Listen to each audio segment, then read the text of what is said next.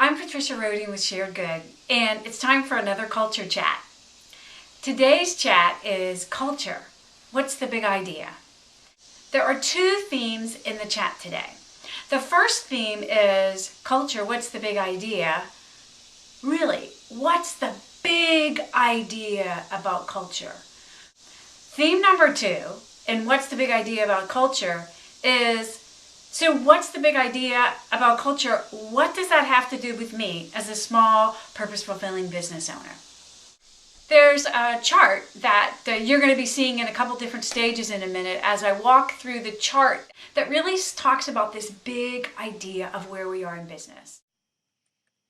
This diagram in this first slide was shared with me by Dr. Brett Smith, the director of the Center for Social Entrepreneurship at Miami University in Ohio, in a conversation that we had in his office in 2012.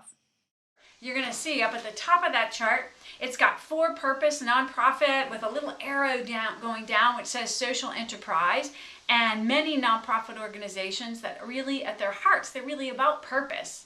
Some reason for being, and that many people are bringing in some social enterprise to bring an economic model that will help actually support their purpose and their nonprofit organization.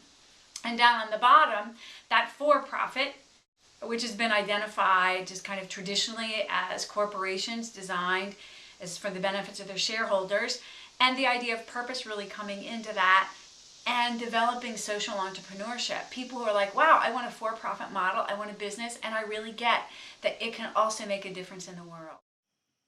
This next diagram and the following diagrams reflect my thinking on organizational design and organizational culture, and I added them to that initial diagram that Brett had shared with me in his office in 2012.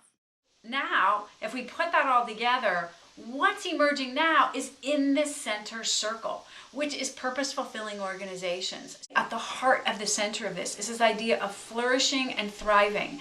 And when you're flourishing and when you're thriving, it includes everything. So it's not just money or economics, or it's not just purpose and finding meaning or expressing oneself, all those things. If you're a flourishing and thriving individual, or if you are a flourishing and thriving business, that means you're thriving in every area of your business.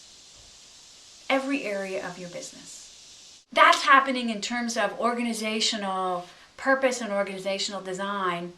And how is that impacting culture in terms of the human relations inside, which is what we can call the social architecture, the architecture of our relationships and how we work with one another, how we live with one another. We used to have kind of two ends of the spectrum to think about that. There's ways of working and being together that have been more hierarchical, more authoritarian, more structured, have been moving towards teams and collaboration and working together and participatory management.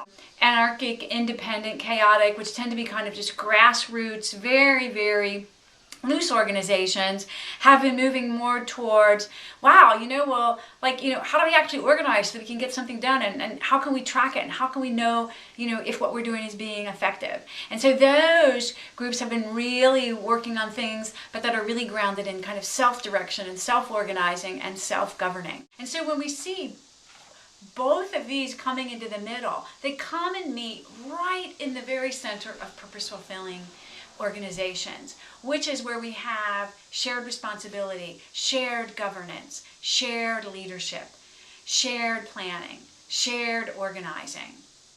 In the center, there is some hierarchy, there is some structure, there are some semblances of authority that can happen in what you're doing. But there's also freedom and independence, and there's chaos and creativity, and there's some anarchy because it isn't all structured and it isn't all controlled. Theme number two, and what's the big idea about culture, is so what's the big idea about culture? What does that have to do with me as a small, purpose-fulfilling business owner?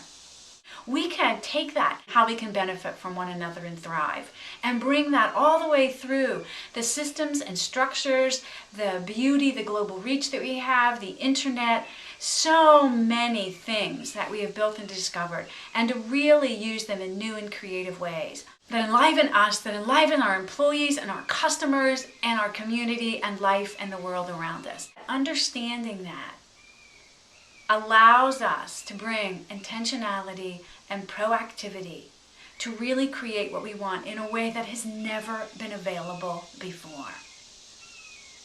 And we can synthesize, bringing together big picture ideas, abstract concepts, things that we've learned into the way we design our day-to-day business, our relationships, and our day-to-day practices of how we are with one another. That is the big idea that's emerging now. Thanks for watching. So write a comment below. What's your business's purpose? What do you want most in life and for your business in order to thrive? Thriving cultures, thriving businesses, thriving world. Let's do it.